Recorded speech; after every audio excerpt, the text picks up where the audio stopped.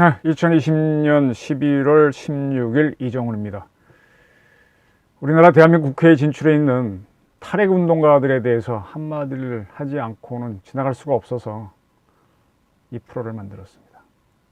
11월 11일 민주당의 양이원영 의원이 국회 예산결산위원회 비경제부처에 대한 종합정책 질의에서 문재인 대통령의 월성 1호기에 대한 정책 결정은 조기 폐쇄인데 감사원에서는 이를 즉시 가동 중단이냐 한시 가동 중단이냐 계속 가동이냐를 따졌다라고 물었습니다. 이 질문은 문 대통령의 정책 결정이 옳은지 그른지에 대해서는 감사원은 따져서는 안 되는데 이를 따진 것이다, 감사원은 월권을 한 것이다 라고 주장한 것에 해당됩니다. 그리고 양이원영 의원은 추미애 법무부 장관을 상대로 이런 문답을 했습니다. 지난 정부, 박근혜 정부죠.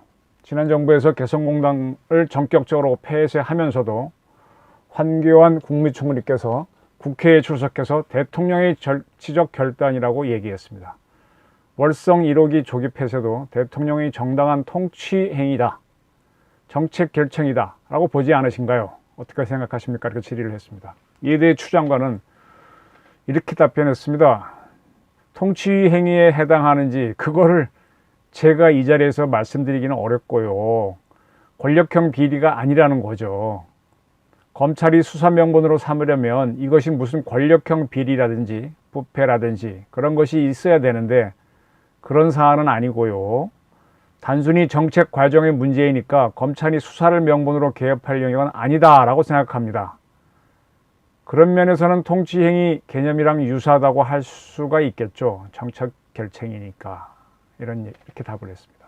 정리하면 추미애 장관조차도 문재인 대통령이 월성 1호기 조기 폐쇄를 유도한 것은 통치행위가 아니라 통치행위라고 확답하지 않았습니다. 정책 결정이라고 답을 오히려 해준 것이죠. 네.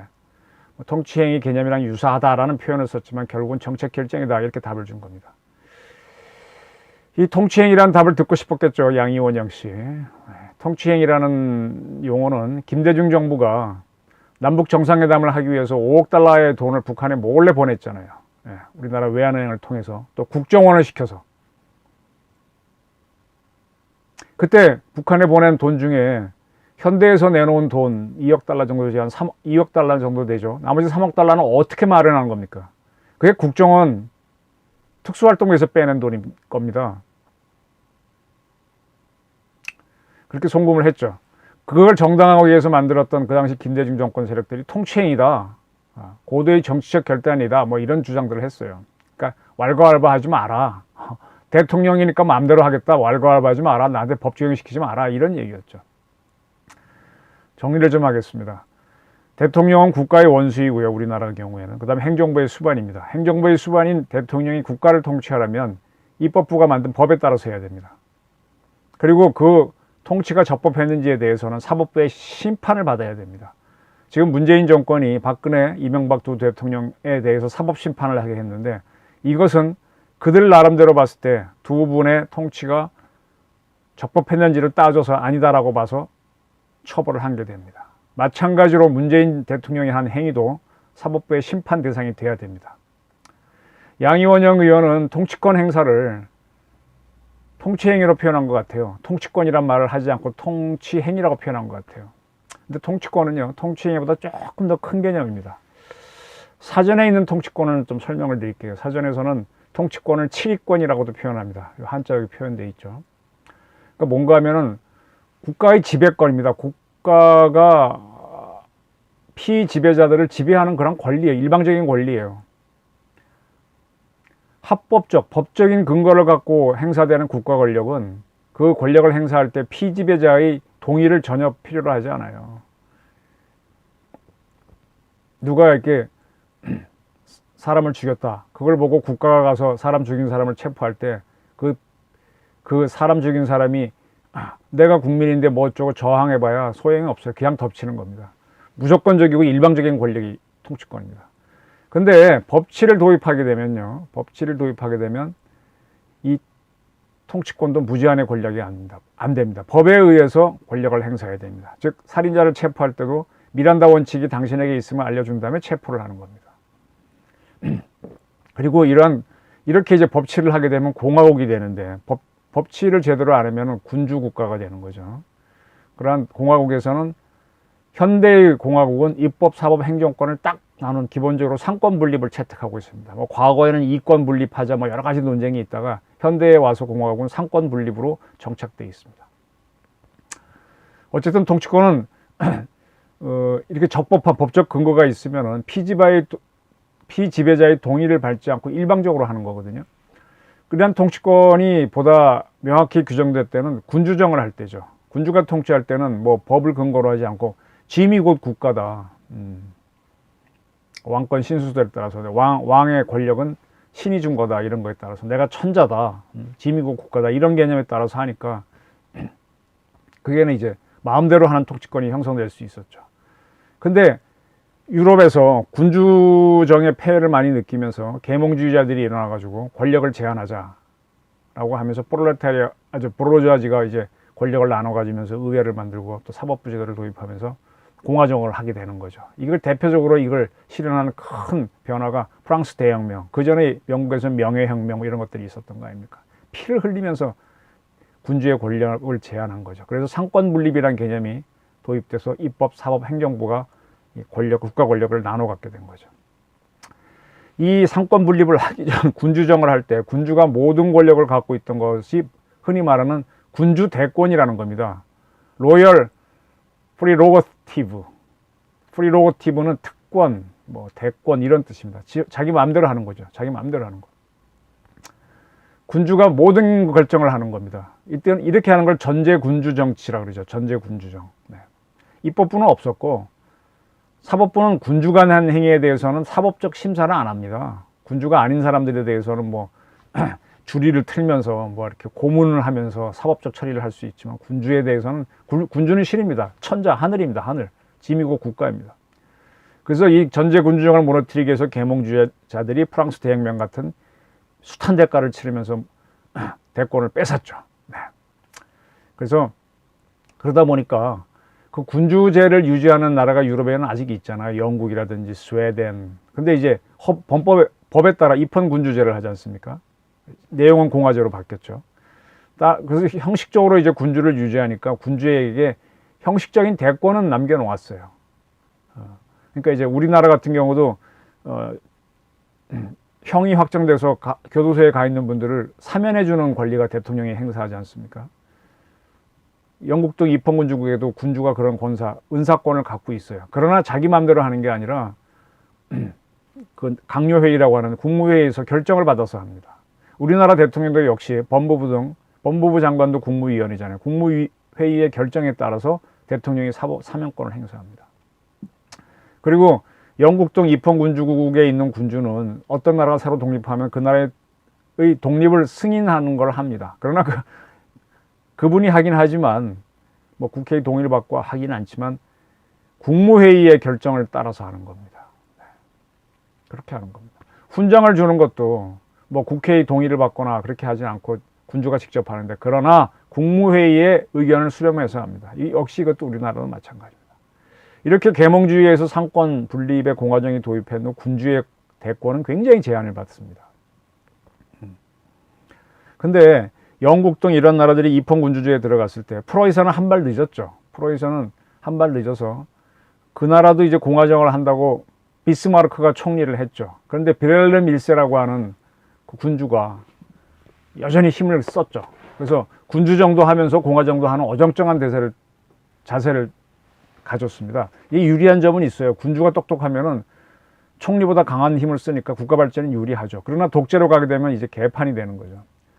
그러한 프로이센이 오스트리아를 제외한 게르만 국가들 25개 나라인가요? 통일해서 프로이센이 이제 독일 제국으로 바뀌게 되죠. 그래서 독일 제국과 오스트리아 제국이 두 개가 존재하다가 그게 1차 대전 직전에 두 개가 통합되면서 더 커지죠. 그렇게 해서 일으킨 게 이제 1차 대전이 되는 거죠. 그때는 이제 독일과 오스트리아가 하나가 됐다기보다는 서로 동맹을 맺고 1차 대전을 일으키게 됩니다. 네. 그 다음에 2차 대전 때는 아예 둘이 통합을 해서 전쟁을 일으키게 됩니다. 1차 대전을 일으켰다가 이제 독일이 패망했는데 그때 연합국이 민주주의를 계몽주의에 따른 제대로 된 공화정을 하면 전쟁을 일으키지 않을 것이라고 보고 독일 제국을 공화국으로 바꿔버립니다. 독일의 황제를 없애는 거죠.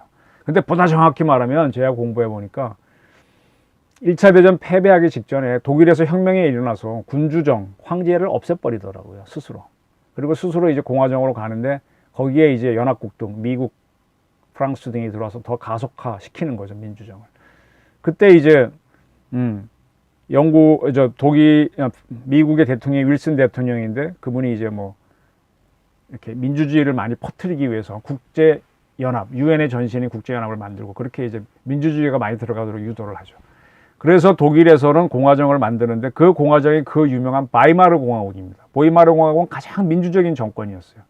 이 가장 민주적인 바이마르 공화국 제도를 악용해서 독재를 하게 된 게 바로 히틀러의 나치 정권입니다. 아주 좋은, 가장 제도적으로 좋은 게 바이마르 공화국인데 그것도 순식간에 독재로 바꿀 수 있는 것이 정치란 걸 아셔야 됩니다. 이 문재인 정권도 지금 독재로 굉장히 가고 있습니다. 바이마르 공화국이 어쨌든 들어섬으로 해서 프로이센에서 확대된 독일은 제국이 황제가 무너졌으니까 공주대권이라는 개념은 완전히 소멸된 거죠. 이제 그런 개념은 없는 겁니다. 다시 정리하겠습니다. 프로이센은 영국과 달리, 프랑스와 달리 군주인 비렐렘 1세도 통치권을 갖고 또 공화정을 하는 리더인 비스마르크 총리도 권력을 갖는 그러한 이중적인 구조를 갖고 국력을 키워서 게르만 국가들을 통일해서 독일 제국을 만듭니다. 그때 이제 군주가 행사했던 것이 통치 대권이죠. 그 이전에 군주 국가 때는 아예 군주가 모든 권력을 다 행사했고요. 근데 이러한 통치 대권이 바이마르 공화국 이후로부터는 다 부정이 되는 겁니다. 상권 분립이 기본이 되는 겁니다. 그럼 통치권이란 말은 어떤 군주에 해당되는 사람이 통치권을 행사한다는 것은 나올 수가 없는 말입니다. 이건 반민주적이고 친독재적인 이야기입니다. 근데 이런 비슷한 얘기를 통치행위란 표현으로 양이원영 의원이 이야기했습니다. 그러니까 이 사람을 주목해야 됩니다. 어쩌면 이 사람은 현대의 민주정, 공화정을 부정하는 사람일지도 모르기 때문입니다. 우리가 지금 착각하는 게 대통령의 권한을 줄여서 대권이라고 많이 부릅니다. 시사용어죠. 시사용어. 이러다 보니까 이 대권하고 군주가 갖고 있던 군주 대권을 동일한 걸로 보는 사람, 또는 과거의 군주정 때 지미국 국가다, 천자다, 하늘이다 이런 개념을 할 때 군주의 대권하고 똑같은 걸로 보는 사람이 생겼는데 아닙니다. 대통령 권력도 상권 분립 하에서 제한된 권력입니다. 대통령은 국가의 원수이니까 행정부 수반보다 큰 권력을 행사할 수 있지만 국무회의, 최소한 국무회의의 의결을 받은 걸 행사해야 됩니다. 독단적으로 할 수는 없습니다. 법을 근거로 대통령도 통치를 해야 됩니다. 그러나 이제 여기에 대해 반론이 나와요. 자, 국가가 위기에 처했을 때 계엄령을 대통령이 선포할 수 있지 않느냐. 그게 대권이 아니냐 그러는데 맞습니다. 급하면 대통령이 계엄령을 할 수 있습니다. 어떤 마음대로 하는 게 아니라 어떤 조건이 갖췄을 때 영어의 if문이다. 뭐 하면 할 수 있답니다. 그렇게 했더라도 바로 국회에 보고하고 국회의 사후 승인을 받아야 됩니다. 그건 국가가 급하기 때문에 하는 건데 국회가 승인하지 않으면 바로 취소해야 됩니다. 지금 대통령이 월성 1호기 조기 폐쇄를 하는 게 국가적으로 굉장히 급했던 건가요? 잘 보셔야 됩니다. 그리고 해외에 대한민국 군대를 파병할 때 이것이 이제 통치 대권이다, 이렇게 통치행위다 보는 사람이 있는 것 같은데 아닙니다. 우리나라 군대를 잘 보시면 이라크에 파병하고 동티모르에 파병할 때 반드시 국회의 동의를 받습니다. 비준 동의 받습니다. 대통령이 독단적으로 못하고 입법부와 같이 합니다. 전쟁을 개시하는 것도 마찬가지입니다. 우리나라 헌법에는 대통령은 국회의 동의를 받아 그 선전포고를 하게 되어 있습니다. 전쟁이 가장 중요한 국가 주권인데 싸우겠다는 거. 그것도 국회의 동의, 즉 국민의 동의를 받아야 됩니다. 왜냐하면 국민이 국가의 주인이기 때문에. 그런데 갑자기 적이 쳐들어왔다. 그럼 방법이 없잖아요. 그럴 때는 법을 무시하고 대통령이 모든 동원 명령을 내릴 수가 있어요. 뭐 현대는 뭘 생산하고 삼성전자는 휴대폰 만들려고 무전기 만들고 막 이런 짓을 급하게 막 할 수 있어요. 그리고 국가의 주인인 국민들을 나가서 싸워라서 죽어라라고 할 수도 있어요. 그건 인정됩니다. 그러나 그 이후에는 바로 또 법에 따라서 해야 되고 국회의 동의도 받아야 됩니다. 이 양이원영 씨가 속한 민주당이 2016년일 겁니다. 개성공단, 박근혜 정부에서 개성공단 철수 명령을 내리면서 우리 국민들을 돌아오게 한 적이 있어요. 그러니까 그때 야당인 민주당은 대통령 명령으로 이렇게 한 거냐? 그럼 대통령 명령이 이걸 할 수 있게 돼 있느냐? 대통령 탄핵해야 된다고까지 주장을 했어요. 그러니까 박근혜 정부에서 황교안 씨가 총리였는데 대통령 명령이 아니고 결단이었다. 뭐 안 돌아오겠다고 버티면 어쩔 수 없는 거죠. 그런 결단이었다고 설명을 했습니다. 근데 그때 상황을 잘 보게 되면은 북한이 갑작스럽게 핵실험을 했었죠. 굉장히 남북관계가 긴장되고 그 직전에 우리하고 중국 사이가 매우 좋았었죠. 박근혜 대통령이 중국 가서 전승절 참가하고 그러니까 한중 관계가 너무 좋으니까 북한이 팔팔팔 뛰었었잖아요. 그래서 그 현송월이가 이끄는 그 예술단이 베이징 가서 공연한다고 그래서 중국이 미안해서 하라 그랬더니 막 핵폭탄 발사하고 막 그런 장면들 나오니까 못하게 했잖아요. 그랬더니 막 화를 내고 돌아와서 뭔가 하겠다라고 겁을 주고 난 다음에 핵실험을 하면서 막 큰 위기를 도발했지 않습니까? 그런 상황이라면 개성공단에 있는 우리 근로자들을 포로로 잡을 수도 있거든요. 그래서 박근혜 대통령이 남재준 국가정보위원장이 이런 뭐 서로 논의를 해서 급히 철수를 한 거죠. 그때 우리 국민들이 포로로 잡히면 대한민국은 어떻게 할 수 있는 게 너무 없잖아요. 꼼짝 못하니까. 그렇게 했던 거죠. 자, 월성 1호기가 사고를 내기 직전이었다면 대통령이 긴급명령이라든지 또 대통령 명령 또는 결단에 의해서라도 월성 1호기 세울 수 있습니다. 월성 1호기가 그런 상황이었나요? 천만의 말씀, 쌩쌩하게 잘 돌아가고 있었고요. 돈도 잘 벌어주고 있었습니다. 한손 자료에 이미 나와 있어요. 흑자를 돌리고 잘 돌아가고 있다. 근데 그걸 흑자 폭을 줄이고 적자로 만들어서 세우게 했잖아요. 법적 근거는 없고 탈핵을 하는 법 만들지도 않았고. 그러니까 이게 통치행위가 아니라 이런 불법행위에 해당되고 위법행위에 해당되고 탈법행위에 되고 대통령 탄핵에 해당되는 사유가 된다는 게 저희 판단입니다. 탈핵운동가들, 이 사람들 뿌리가 어딘가요? 양이원영 씨가 서강대를 나왔죠. 생물과를 나왔나? 네. 1980년대 중반부터 90년대에 대학가 운동가에 풍미했던 세력은 이른바 NL, 민족해방계열, 즉 주사파 계열입니다. 순수 공산주의 운동 계열을 PD, 민중해방계열이라 그러는데 그들은 PD 계열과 달리 NL 계열은 민족 자주를 주장했으니까 미군 나가라 그랬습니다. 미군 나가라. 그리고 미군이 한국에 와서 북한하고 싸우려고 한다. 우리 동족하고. 그러니까 반전을 주장했습니다.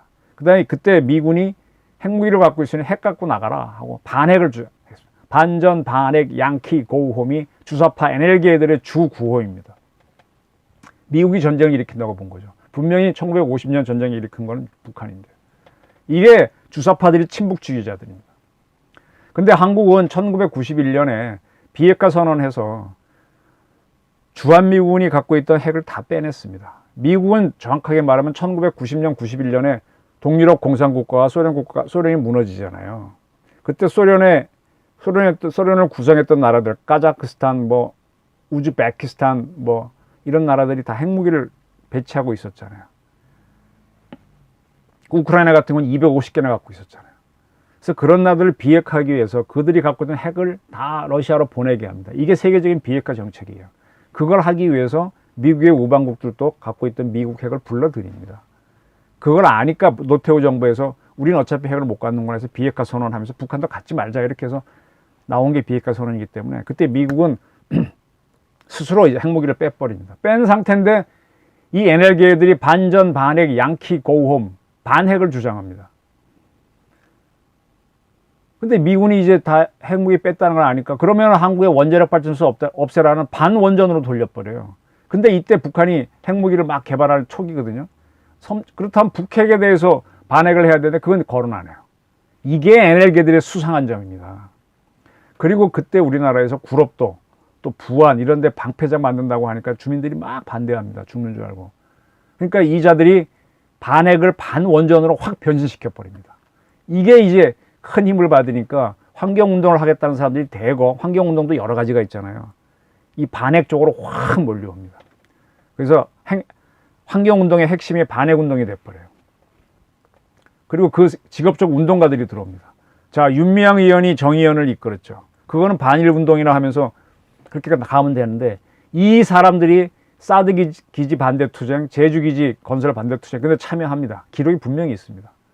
환경단체가 또 사드 기지 반대 뭐 이런 데 갑니다. 자기랑 상관이 없잖아요. 이게 뭔가 하면은 이 NL계열들이 도처에 퍼지면서 각 조직들이 노동단체까지 포함해서 서로 연대 투쟁을 해서 품앗이를 합니다. 노동투쟁할 때는 정의연 환경운동 가서 협조해주고, 환경운동할 때는 노동자들이 와서 합세해주고, 막 이렇게 해서 세를 불리는 거예요. 이거를 시민민주주의로 위장하게 되죠. 그래서 이 사람들이 뭐 삼성이나 포스코 계열의 사회재단으로부터 돈을 받아가면서 세를 키우게 되죠. 그때 이런 재벌들은 노동단체가 와서 시위하는 게 골치 아프니까 차라리 돈을 줘서 무마하기 위해서 키워버린 겁니다. 그러한 세력들이 이 정의당 등에 또 들어가서 국회의원이 됩니다. 통진당 사건으로 터져 나왔었죠. 그리고 급기야는 지금 우리 민주당, 더불어민주당은 원래 한민당에서 뿌리던데, 한민당은요 반공 노선이에요. 상당히 보수적이에요. 호남 보수 세력. 그래서 공산주의하고 갈 수가 없는데 이게 자꾸 연결이 되다가 이번 21대 총선에는 윤미향 씨, 양이원영 씨 이런 사람들을 비례대표로 받아들였습니다. 그리고 사단이 터지는 게 먼저 윤미향 씨가 터졌고, 지금은 양이원영 씨가 이 통치행위라는 말로 대한민국 민주주의에 도전을 하고 있는 거죠. 또 터지는 겁니다. 윤미향 의원은 반일을 위해서는 회계부정 등 무엇이든 해야 한다는 반민주적 작태를 보였죠. 네. 그리고 뭐 할머니의 돈을 어떻게 하다 보니까 마포쉼터 소장도 자살하고 막, 그리고도 그냥 가잖아요. 하나의 목적을 위해서는 수단이 엉망이라도 된다는 게 그들의 주장 아닙니까? 이거를 보고도 침묵하는 게 우리나라 GDP가, 국가 GDP가 세계 10위까지 왔습니다. 다시 올라왔습니다. 이러한 대한민국의 민주주의가 이거 용납하는 겁니까? 저는 윤미향 씨 정의연 사건은 절대 용납해서는 안 된다고 봅니다. 1987년 6월 제가 복학해서 대학 4학년 때인데, 그때 6월 항쟁이 거세게 일어났었죠. 그러한 것이 바로 이러한 반민주 행위를 하자는 것이었나요? 그때 주사파들이 대거 참여했었어요.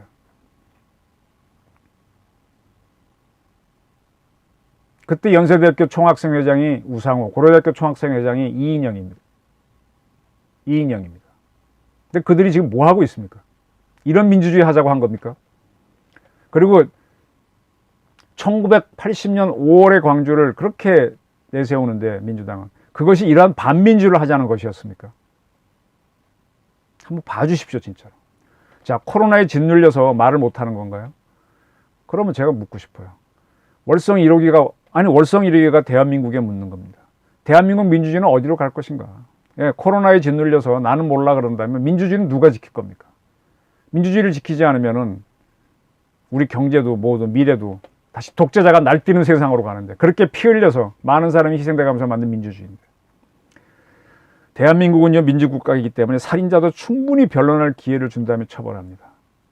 그럼 원전이 문제가 있더라도 원전 얘기를 들어봐야죠. 근데 들어보지도 않고 대통령의 한마디로 아직도 월성 1호기 돌아가요? 그 한마디에 월성 원전을 날려요? 독재죠. 이게 민주주의예요? 이게 민주주의냐?